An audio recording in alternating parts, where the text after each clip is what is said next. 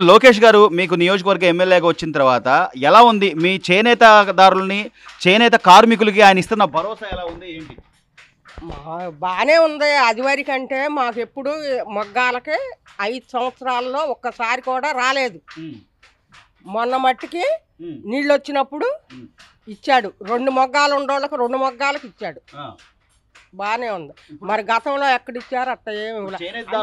చేనేతదారులు కూడా ఉండడానికి ఇళ్ళు గాని, ఆ? అన్ని ఉండడానికి ఇళ్ళని గాని, ఇళ్ల స్థలాలని గాని అవన్నీ చేస్తాను అని చెప్పి అంటున్నాడు ఆయన. అంటున్నాడు. చేయగలదంటారా? నమ్మకం ఉందా మీకు?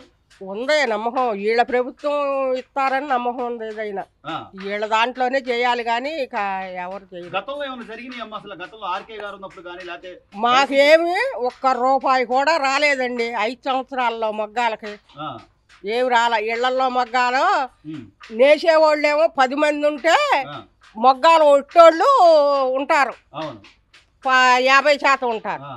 మేము 40 ఏళ్ళ నుంచి మగ్గం నేస్తుంటే మాకు రాలా. ఉమ్. మొన్న లోకేష్ గారు వచ్చిన మొన్న తర్వాత లోకేష్ గారు 2 మగ్గాలకు మొగ్గానికి బీరు పోకుండా వేసాడు. అవును. సో అమ్మ, లోకేష్ గారు యువనాయకుడిగా ఆయన మీకు ఓడిపోయినా కూడా గత 5 ఏళ్లలో ఆయన మీకు అందుబాటులోనే ఉన్నాడు.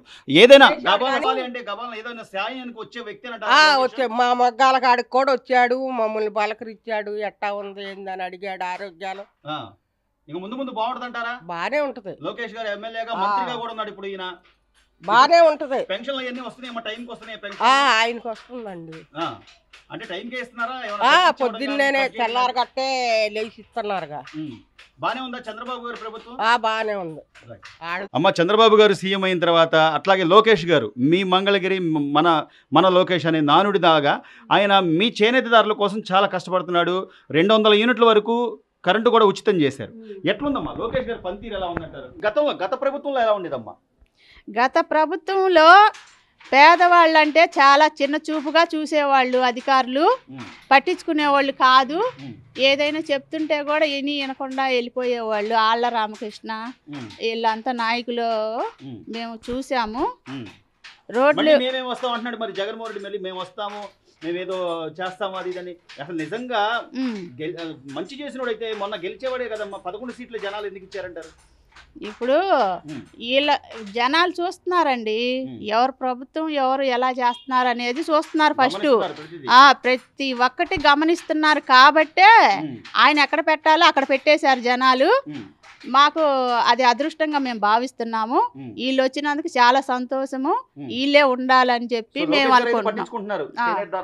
పట్టించుకుంటున్నారండి. గతంలో అనేది ఇళ్లలో మగ్గాలకు కూడా డబ్బులు పడలేదు. ఆర్థికంగా చాలా ఇబ్బందులు ఎదుర్కొన్నారు చేనేత వాళ్ళు. ఇప్పుడు కూడా ఎదుర్కొంటున్నారు. ఈ లోకేష్ గారు కొద్దిగా మా పట్ల చొరవ చూపించి మాకు బాగానే చేస్తున్నాడు. ఇంకా కొంచెం అభివృద్ధి చేయాలని మేము కోరుకుంటున్నాం.